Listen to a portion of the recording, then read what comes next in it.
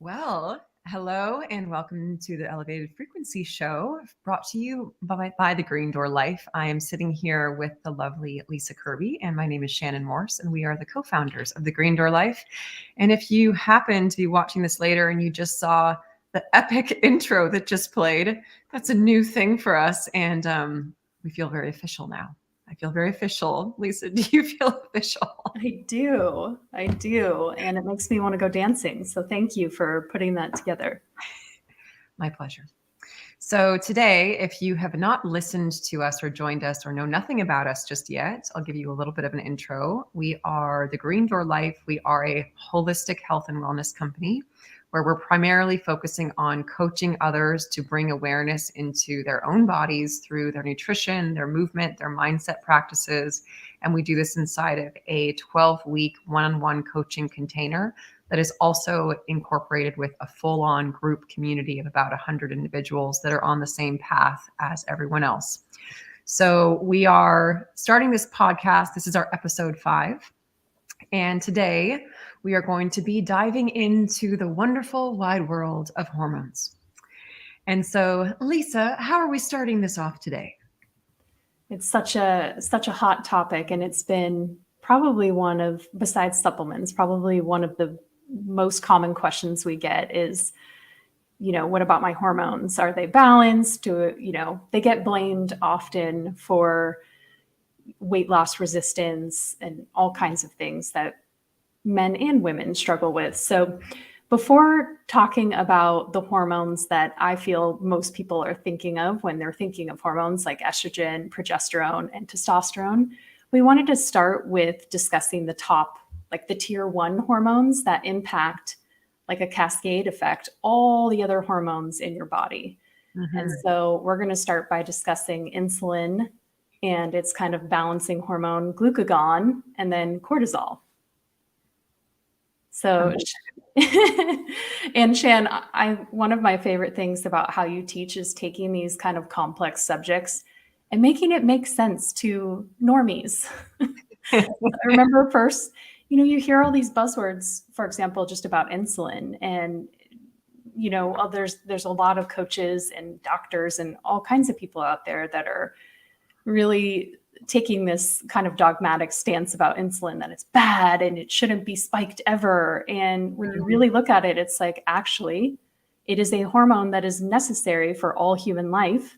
And if you don't have functioning insulin, you would die. And hence, anyone who's a diabetic can speak to that situation. So, and same with cortisol. Oh, cortisol, it should be never high. And when you really look at the science behind it and how it functions, it's like, again, we wouldn't get up out of bed if we didn't have cortisol. We wouldn't be able to develop muscle tissue if we didn't have cortisol. Mm-hmm. So it's really removing that lens of good and bad. And that's what we're going to dig in here to today, of what these hormones are, how they function, and how we want them in balance. Yes, absolutely. And when you were sharing about the way in which I describe and share about some of these things, are you thinking about the nightclub analogy? Yes. I can't wait to hear it. Yes. I always, even for myself now, whenever I think about insulin, I always think about the nightclub and the door guy. So for those of you who are listening and you're like, oh yeah, I know what insulin is, and just broadly speaking, I'll give you my personal analogy that's really helped me to fully understand what's happening in the body as it's searching for how to use either carbohydrates or fats for energy. So my analogy is, you can think about the cells of our body like they are a nightclub. And inside of the cells is where all of the action is happening. It's where everyone's going in and dancing. That's where all the energy is. And there's people waiting in line. You've got glucose waiting in line. You got fatty acids waiting in line. And insulin is essentially the door guy. So insulin opens the door for the nightclub, for all the action, the energy to get into the club to do its job. However, the nightclub has a max capacity. So if the capacity is full in the nightclub and insulin has opened the door for all of, let's say glucose is like the VIP. So glucose gets in first, right? And then the capacity is all filled and the fatty acids are like, well, what the hell, man? Like I wanted to come in too, but insulin's like, sorry, we're full. Then the fatty acids, they go to Denny's and they end up eating more and they end up going into fat storage. So, and I've been to Denny's. I don't have anything against it. This is just for the pure analogy experience. In Denny's is where the fat stores go to the fat cells. So Denny's is essentially the fat cell. So I love it. What's happening with insulin resistance is when insulin as the door guy has gotten so tired. We have two different ways that we have insulin resistance, right? We have the insulin resistance where we're born with it. So actually insulin just doesn't know how to open the door and we have to force the door open. Or we have type 2 diabetes, which is we've developed this. We've basically asked insulin to do its job over and over and over and over and over again at excess so that now it's super tired and it can't do it without assistance anymore. So this is essentially how we have these two things at play. But insulin is released whenever we consume anything that signals to our brain that we need to digest something. So insulin is really, really important. And if we didn't have insulin, we couldn't open the door to receive energy. That's the analogy.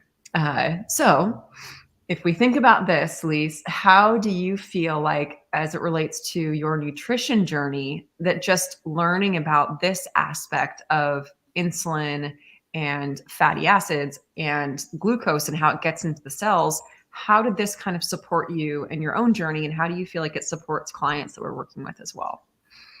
It's such a great concept and a visual to keep in mind so that you really understand it's not just about meeting daily caloric goals or even macronutrient goals. It's about really getting into how much are you putting in your body at any given time. And that was kind of the aha moment I had because so many of us have tried fasting or low carb diets and then felt like trash. And now understanding how energy actually works and how you can eat in a balanced way that will give you this like continuous drip feed of energy instead of stuffing it all into 1 to 2 meals a day, especially for women. We are not as great at storing carbohydrates as men. So we do much better with just balanced meals with carbohydrates strategically throughout the day. We can't really like stack everything all. It'll go to fat storage. So that was so powerful for me to understand that carbs are not the enemy. You just need to eat them in the right amount and the right amount for your body, which is unique for each person, and how much you can metabolize at any given time is going to be different for each person as well. Mm-hmm. And there's certain things that you can do to maximize how much carbohydrate you can tolerate, because most people function best with a little bit of carb. It doesn't have to be crazy excessive, but putting some muscle on your frame, making sure you're walking, like your NEAT, your non-exercise activity thermogenesis, which is a fancy word for all the activity you do outside of your workout, making sure that's high. So you're using up any kind of carbs that are kind of floating around in your bloodstream. You want to make sure they're not always storing into fat. Mm-hmm. It's just been so helpful to think of this rhythm of, one, insulin's not bad. And two, how do I maximize meal sizes and meal spacing with a different blend of macronutrients to give me the max energy and all the other nutrients I need, and not be scared of carbs. That's like the best part. Yes, absolutely. Oh, I'm getting excited about this topic because just as you're saying this, I'm remembering back when I learned about this, and just as you're saying, this is why it's really, our quality of food is so important because it's where we get our nutrients from. And we need to be able to absorb nutrients with our fortified foods and everything that has these additives and, different natural food colorings and whatever that might be, which is usually, as we've talked about already, is usually not natural. that these things our body has a really, really hard time in processing and absorbing. But if we just look at food as fuel, and we have these different elements that will come into our body to help to support our overall health, being amino acids from protein, fatty acids from our fats, and then glucose from our carbohydrates. When you look at it that way and you realize, okay, so we have this door guy, right? We have this door guy that wants to open the door, and we either want the door guy to take in a lot of energy at once if we're going to be using a lot of energy for something. And if that happens, we want to give him something that gets in and starts dancing as quickly as possible. And if you guys are just joining, when I say dancing, I mean you are in the nightclub, your glucose, your energy, and you're dancing in the cell that is the nightclub, and insulin is the door guy. So when you're moving into that, this is where you can think about using carbohydrates as a fuel for when you are going to perform some sort of work, whether that is endurance training, strength training, whether you're going to be using a lot of brain energy and doing a keynote presentation, if you are in the workforce, whether you have a lot of meetings coming up, your body is going to require and prefer glucose as fuel. Your brain runs on it. So if you're finding that you have this brain cognition issues happening at work and that you feel like you're slumping later on in the day, this is really where understanding how insulin works can be such an incredible benefit just as a visual, because then you also think about regulating how quickly carbohydrates or glucose gets into the cells. And as we teach in our programs, there's two things that help to create either a drip feed of energy getting into your cells, or that help to create a burst of energy. And that drip feed will be when we pair protein with carbohydrates or fats with carbs, right? It slows the digestion, meaning that you can imagine that like two people come into the club at one time instead of just everybody coming into the club at one time. But there's some moments where you want everyone in the club. You want all of the support and all of the energy that you can muster. And in those times, you don't want to pair with a protein or a fat. You want to get just glucose so that you can have as much energy possible. And kind of shifting our perspective to that, this is what Lisa and I are, this is really where when you're like, oh, it's not about that there is a good or a bad. It's just about the pressure and how it moves into our body and how quickly we can metabolize it, which also goes into the post that you just made or that we made on the Green Door Life site on Instagram about metabolism and how to boost our metabolism. It's all connected in this way. So, Lise, what are your thoughts? Because I know that this is probably spurring thoughts for you as well. Oh, it's just such a helpful perspective shift to help heal some of those old food beliefs that a lot of us have picked up over time, and really starting to zoom out and look at this like, pretty sure that all of the macronutrients, all the food out there, it's there for a reason. And again, like we function best when we kind of have this nice blend of different macronutrients in the amounts that we need. One thing that has also really helped me after understanding how this process works is if you have a whole bunch of carbohydrates, glucose trying to get into the cell, and you have a whole bunch of fat along with it, now you've got two massive groups of party goers that want to get in. And you can think of it like that. Like protein is not an effective source of energy. That was also a big aha moment for me. Protein is not going to give you this burst of energy. It's essential for so many other functions on a cellular level in the body. But in terms of your energy sources, you're really talking about fat and carbs.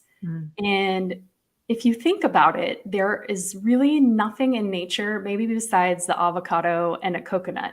There's nothing in nature that is very high fat, very high carb in the amounts that we see in a lot of processed foods or in some of these more complex recipes, pizza, lasagna, some of these big meals with all kinds of ingredients, which now we know that's cool. It's carbs and fat. You just need to eat it in the right portion so it doesn't get excessive. But what I've found, especially moving into maintenance, is toggling between fat and carbs is so beneficial so that you don't have an excess of both at the same time. And if you look back historically at the data of how we've our eating habits have changed. We're eating much more carb and much more fat. It's not just carbs. We're eating way more fat too. So the body's just like, I have an abundance of calories and energy. And what are we going to do with this? We're just going to tuck it away. Mm-hmm. It's not going to, your body's like built to adapt and survive famine. So it's not going to, it will tuck it away. It will, you can create endless amounts of fat cells, unfortunately. Mm-hmm. Maybe it will change in the future, but yeah, it's really understanding just the basics of macronutrients and nutrition science is, to me, liberating, because you can start to tweak things and make it work for you for max performance, brain cognition, mental energy, physical energy, all of the above. Yes. And so when you understand insulin, can you share your other analogy of like, we obviously don't want insulin spiking constantly all day, because then it's going to lead to insulin resistance and stop working. So can you share more about glucagon, which is kind of like the opposing hormone, and how that works? Yeah. The one thing I also wanted to share is you were expressing that we're eating more carbs and fats, but we're moving less. Yes. Right? So we have those things happening at the same time inside of our culture, which is obviously just creating a lot of people going to Denny's. Yes. And storing as fat. Anyways, so inside of our insulin and glucagon, this was really, really fascinating for me. I found this little piece of information so freaking helpful to really instill why we need periods of fasting. And when I say fasting, I don't mean intermittent fasting. I don't mean water fast. I don't mean not eating for a day or a week. I mean the period of time between meals. So you're not snacking. You're not having anything that signals to your body that you need to digest something, which should include anything that's sweet, like even unsweetened iced tea, even unsweetened gum. All of these things that we take into our body that signal an insulin response, which usually has to do with sweetness or some sort of taste even. Water will not do this, right? Unsweetened tea, generally not. But when we receive any sort of signal that there's something coming in to our body that needs to be digested, or there's a sweet or like a salty, or there's something that's happening with our taste buds, what happens from there is it signals the release of insulin. And that's normal. We need insulin to help to digest and metabolize and absorb nutrients, open up that cell door, right? However, if we keep spiking insulin, like what you're sharing, we never get the opportunity to have these windows between meals. So we have two hormones that are always regulating our blood sugar. We have insulin and then we have glucagon. And they're kind of going back and forth. They're just up and down throughout the day, right? So we wake up in the morning and we eat our first meal, insulin spikes. Let's say 45 minutes to an hour, our meal has digested. Then another hormone called glucagon, which doesn't get enough attention, by the way. It really needs to be more in the spotlight. Like we should have glucagon shirts. Like I'm team glucagon because I love it. Yes. such a nerd alert. But because glucagon is responsible for releasing stored fat to be used as energy. Insulin is responsible for opening the door to receive sugar as energy. So once we have completely digested our meal, insulin will slowly drop, and as a result, glucagon will slowly rise. So the periods between meals is where our body gets a chance to rest its digestive system. We get to give insulin a break, and we get to move into using stored fat as fuel as long as we haven't overfilled the storage tanks to such a capacity with glucose already. Like we haven't just had 100 grams of carbs and 25 or 50 grams of fat and, a 12-ounce porterhouse steak. As long as that's not what we're recovering from, then we will have these windows of time where wherever we're in a fasted state, we're going to start to be using glucagon. But the only thing that is a caveat to that is that if we go too long without eating, then our body's like, oh shoot, we're low on energy again. We need to spike insulin to help to open the cell doors to receive sugar as energy. So when this happens, it's usually when you get that hanger that starts arising. And I feel like it happens for females a lot more than men. And we can talk a little bit more about that, because then that moves into progesterone, right? And testosterone and estrogen, and how those things will be different in males and females, and how that affects our blood sugar levels, which is so fascinating as well. Yeah. Okay, go ahead. That was a rant. No, it's so important to understand the kind of flip side of what happens when your blood sugar is too low, and then glucagon. So once glucagon's doing its thing for a while, for most women in particular, if you're eating a balanced meal and you've got 20 to 30 grams of protein at the meal and your carbs are in check, they're not like 40 grams, like well over 40 grams of carbohydrates, and your fat's not excessively high, you can go about 3 to 4 hours with, fasting without eating again. If you start pushing into 5, 6 hours, and you start to get hangry, that's because your body's releasing cortisol and adrenaline, all your stress hormones, to unlock and access that glucose. So when I think back to pre-Green Door life, I'm like, oh, you're describing my basically mood disorder for so many years of waking up, slamming coffee, not eating, maybe getting a little protein through collagen, but come on, nothing. And then going straight into a workout. And if you feel called out right now, don't worry. I'm calling my past self out. So it's totally fine. And so then your body is forced to release stress hormones, cortisol, adrenaline, norepinephrine in excess to get access to the glucose, the stored glucose in your body that it wants for energy, especially if you are going on no food, you haven't eaten overnight, and then you're going straight into like a HIIT or Peloton ride or strength workout, where those are glycolytic activities that require or thrive best on glucose. So if you don't have that present, and you didn't have a balanced breakfast, or you just went too long and you had coffee and then you go into it, it's like double whammy. And for women in particular, you are more likely to break down your muscle tissue as your body is searching for that glucose to give you that energy. So it can massively backfire. So that's where, if fasting works for you and you're doing it for like health and longevity reasons, something to keep in mind is that, especially for women, it can be a lot harder on our bodies because of our hormones. We don't have as much testosterone to protect our muscle tissue. And we just function better on balanced meals throughout the day. Ask any female in our program, they're like, one of the number one best side effects that they weren't expecting is like an improvement in mood, and just this stable feeling where your blood sugar is stable like all day.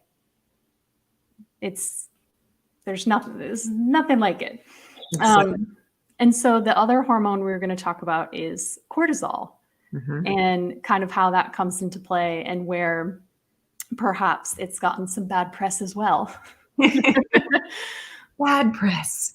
Well, also, I wanted to just highlight real quick here that when we're talking about fasting first thing in the morning, when you do plan to do a training session, this isn't to say that if you had a large meal the night before that was heavier in carbohydrates, that you wouldn't be able to necessarily use that, because especially for men, I find that some men have been able to incorporate things like intermittent fasting and make that work for them really, really well.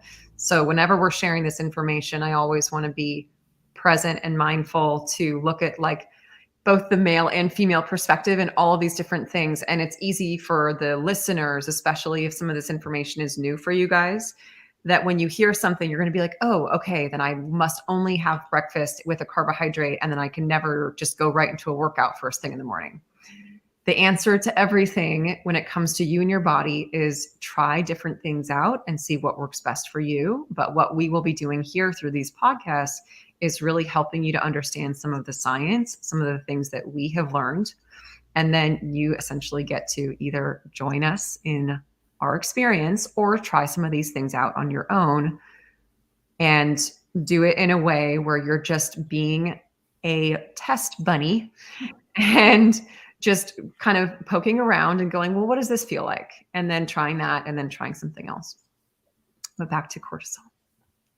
Yes. So just in general, when you think of cortisol, what are the kind of key themes that pop up for you in terms of how it functions in the body and supports us when it's in the right amount? Mm, okay, great. Well, the first thing that comes to mind is what I thought of when I first heard cortisol, which was, ooh, bad. Yeah. Meaning that cortisol was just directly linked to stress. It was cortisol stress, cortisol stress. If I have high cortisol, I must be stressed. So that was the previous thought. And then once I learned, I was like, oh, if I didn't have cortisol, I wouldn't wake up in the morning. Right. And cortisol is also present when we are training. And cortisol is also what's there with our fight or flight system. It's actually getting us to both work with adrenaline so that we need to escape a certain circumstance that we are moving. It's also playing with our insulin and how we're receiving energy. And so now I see it that cortisol, like anything, is amazing in moderation. It has its specific moments where it's absolutely necessary for our health and our survival. But chronic cortisol secretion or stimulus is when then really where we get into moving into the catabolic aspect of what cortisol does in the body and muscle tissue. But what comes up for you when you think about it? Such a great explanation, because you really do, we need it for survival. But I think something to kind of consider and take away, especially for people who are already health conscious, even clients who come, through our programming and their macros and balancing and their nutrition spot on and they're eating whole foods and organic and blah, blah, blah. But if your stress is through the roof and you're in a chronically elevated stress state and your cortisol numbers are through the roof, that can also be, not just the impact on your mood, obviously, where you're going to be in a stress state, right? But also it can cause insulin resistance and stubborn weight gain, where it's harder to burn body fat when you're constantly in that stress state. It can also cause this kind of backfire binge eating and like cravings of food later, because if you think about it, when your cortisol rises, is elevated for a long period of time, you are burning more energy. You are burning through your glucose stores. So then when you finally wind down, hopefully at some point, maybe it's like a 3 day thing at work, or maybe it's just like all day and you're just so stressed and you get to the end of the day, whatever it is, where you come out of that stress state, hopefully. If you find yourself starving and you're binge eating and you can't, it's like the cravings just don't stop. It's your body trying to recover. It's like this aftermath period where it's trying to find homeostasis. And so something that we are so passionate about and what we do is integrating all the pillars, right? So of course, we're going to focus on your nutrition. Of course, we're going to focus on your exercise and making sure you're doing enough, but not too much. When we get into stress management, it's a huge key pillar. It's something that we hear about so often from people who are working these really like high demand jobs, whether it's in the corporate world or whether you're a parent or whatever it is. Maybe it's all the things.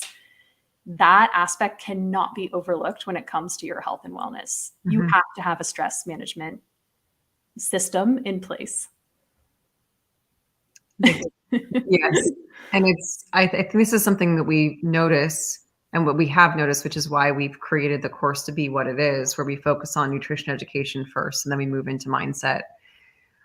Because even now we'll speak to certain clients and they understand how to feed their body, but that doesn't mean that it's not like the answer to their problems.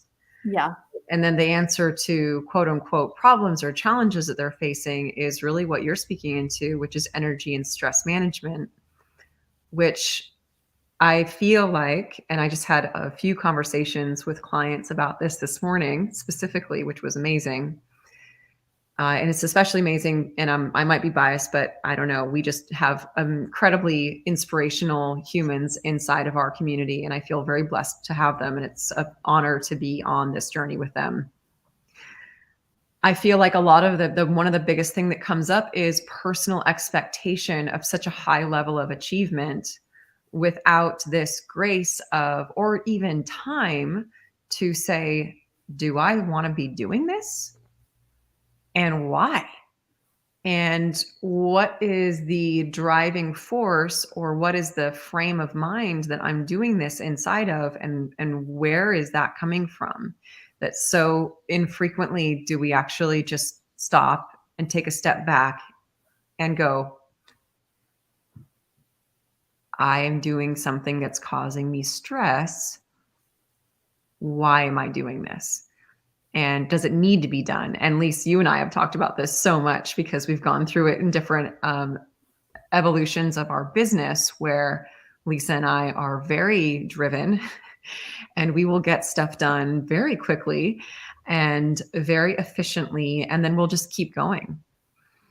And that element of, this is really where we go into like the awareness practices, both, and it relates to nutrition, it relates to movement, that on the back of every activity, there has to be a rest. So same thing with stress in our day. So on the back of a meal, you need to go into fasting. On the back of a workout, you need to have a rest day. On the back of a full work day where you worked from 8 in the morning to 8 at night, maybe you need to take the morning off. Or else you're just going to perpetuate this cycle and never get that full recovery. And then if you think about the hormones, it from a hormone perspective of releasing cortisol and the blood sugar levels and all of these things that are impacted with just going and not, getting that rest opportunity, then we essentially are moving into the insulin resistance and then the chronic cortisol release, which are going hand in hand. So thank you for bringing that up, because that was very present from what I was discussing today with our community. Yes. And I think sometimes when you're in it, you're so running on autopilot, and you're literally getting energy from those stress hormones. That's what it's meant to do. It was just that we weren't meant to be in that stress state so chronically. Mm-hmm. I personally didn't realize that I was in such a stress state until you and I started working together. And just being around you and absorbing your calm energy, I was like, oh shit, I am not that.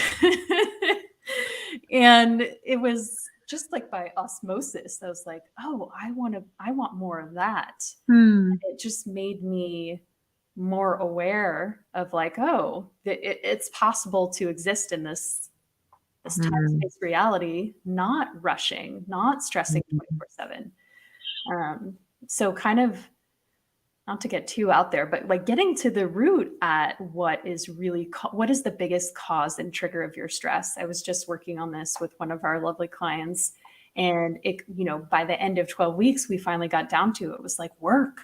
Is number one. And like for anyone out there listening and watching, I'm sure they can relate, whether you feel like I'm in this job, I can't leave because of financial reasons or the market or the economy. It's almost that feeling of powerlessness, where you don't have a choice or you can't advocate for yourself.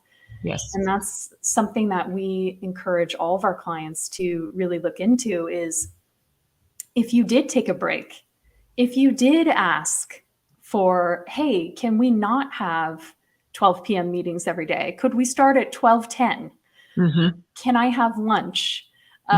Would you be open to a walking meeting? And if you're a CEO or manager, it's something to take in consideration of the trickle-down effect by your example. So by you encouraging your team and anyone else around you to take those breaks, to take meal breaks, something we teach our clients is like, put on your calendar lunch. Like, let's bring lunch back. Because if you don't, it's going to get booked out with a Zoom meeting. Yes. And that's probably the number one thing we hear from our very high performing clients, is they are in back to back Zoom meetings all day. And it's like, how do you take care of yourself if that's your world? It doesn't happen. And then we're expecting ourselves to be able to perform at this high level. And one of our clients this morning, and if you're listening, I really appreciate the whole conversation, was talking about wanting to improve brain cognition. And he was telling me how his day went, and he's currently in school going through economics and trigonometry classes back to back. And my question was, who says that your brain should be functioning at a high level for that long, that period of time without a break? Like, who says that that's normal? But we have normalized it, and then we have basically shamed ourselves that we're not able to function at such a level, but it's not in time with nature. It's like, who says that is normal, or that I'm sure there's certain people that happens for them, and for you, I congratulate you, and you are super human. However, I've learned for myself, especially with things like Zoom meetings and being integrated with different types of people throughout the day as well, right? Some people will be energy giving. Some people will require a little bit more energy to sustain a conversation with. So learning to balance out and just to have that awareness around who is giving you energy and who might be draining you, not as a good or a bad, just as a mechanism of chemistry. And with that, also giving us grace that we don't need to be high performing all the time. And that's actually abnormal. High performing all the time is abnormal. And this is why we'll have people who are using so many supplements, right? Brain cognitive supplements, nootropics, all of these things to give us that extra edge to put us in a place where we are really not meant to be naturally. And then it creates this cycle of, well, I'm not doing enough because my world and my culture is showing me that I should be operating at this level, which is sometimes unnatural. And that is just such a deeper element of it. But I'm really glad we got on this topic. I feel like next week we should go over the cup analogy. Yes. Absolutely. As a tool and an exercise. Yeah. Because this is a lot of information so far. Oh, it's so good though. And I like that you're incorporating the judgment that we put on ourselves, regardless of where it came from, society, parents, upbringing, conditioning. Mm-hmm. We judge ourselves so hard when we're not operating at this expectation. And right. I love it. What if it's not natural? And also, if our body is showing us, or if our body is, breaking down in ways where we are finding that our joints are hurting, or that our skin is saying something like psoriasis or breaking out, or whatever it might be, or if our digestion is affected, or if our sleep is affected, all of these things is essentially your body going, excuse me, we have a problem. And more often we're like, there's something wrong with me. Yes. I don't know why I can't sleep. I must need to take something for that. Right. And we're like, ding, ding, ding. We can tell you exactly why you're not sleeping, why you're checking all the boxes, but you're not seeing results, or, it's like not, your physical body isn't manifesting what you think it would by the way you're eating and moving, but it's taking into consideration these kind of deeper topics. Yes. It's just so important to consider. It's everything. Yeah. It's the foundation. I was sharing with one of our coaches this morning that the nutrition component is the tip of the iceberg. Yeah. All of the emotional and internal dialogue and neural programming and everything is the rest of the iceberg. Totally. And the nutrition is just the top, so it really is. It's so much about the deeper elements of who we are and how we speak to ourselves, and then the expectations that we hold and how that manifests physically in illness or stress and hormones. Full circle. Yes. And have you ever found yourself in a job or position where you were sitting for 9 hours a day straight, wanting to pull your hair out in like, I can't function like this? Not pulling my hair out, but I mean, Tuesday through Thursday, I sit for 9 hours a day. Yeah. I have my ways of implementing things in the middle. Yeah.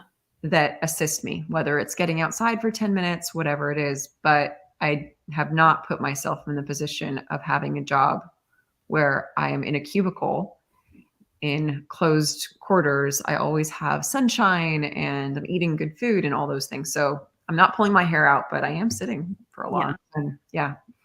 Yeah. Mm-hmm. And that's kind of the thing. And we can touch on that in the next episode, is the little things that you don't think would make a big dent, but just getting up and having a balanced meal or going for a walk.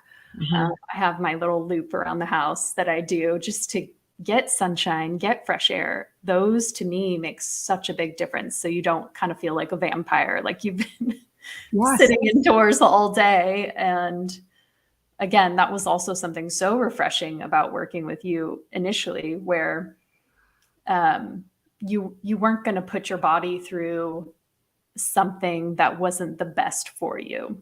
Like your health has always been at the top of importance. If you don't have your health, then it's kind of like nothing else matters. That becomes the hyper focus. Absolutely. Yeah. In all areas of it. And I think sometimes for other people, it's a little bit annoying. Yeah. Because I'm like, no, I'm going to bed. Right. I know that tomorrow I'm not going to feel very good. And this is my body telling me it's bedtime. So see you later. And I've learned to prioritize that, which has been very helpful. Although it makes me a little bit of a party pooper sometimes. We'll have to come up with a new name. Yeah, totally. Yeah. I'll come up with one for next time. Yeah. Okay. Well, this was awesome. Yes. Thank you. And for anyone who is watching, for those of you watching in the future, thank you for joining us. Again, please let us know if there's anything you want us to cover. Any last thoughts, Lisa? We'll go over estrogen and progesterone and testosterone on a next call. But from the takeaway from today, focusing on balancing your insulin and cortisol is going to naturally clean up all your sex hormones and other hormones in your body. So starting with nutrition and stress management is the best thing you can do.